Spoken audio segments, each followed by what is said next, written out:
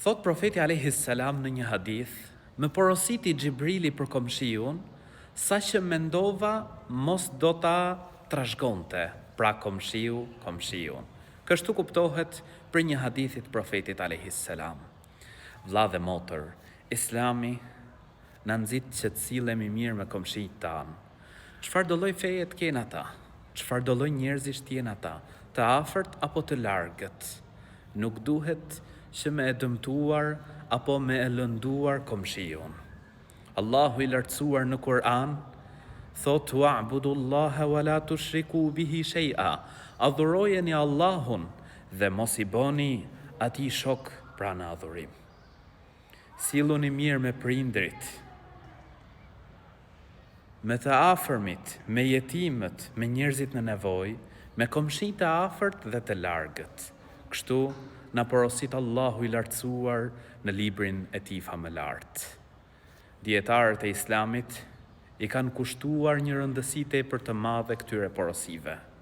Muslimanët brez pas brezi janë kujdesur që t'i zbatojnë këto porosit Allahut lartësuar, prandaj edhe ne duhet me zbatu këtë urdhër të Allahut lartësuar, me zbatuar porosit e profetit alayhi salatu wassalam që ka dhënë për komshit.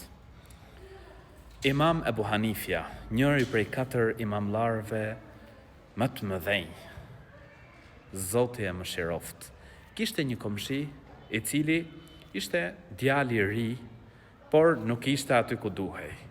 Ishte alkolist dhe kur vinte në mbrëmje, pra gatuante ushqim dhe niste pinte e më pas ja niste këngës.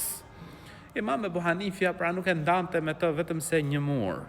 Natë për natë do ngjonte këngët dhe bërtitmat e këtij theriu. Derisa një natë nuk po e dëgjonte zorin e tij. Interesohet, thot filani, thon ka rënë në burg.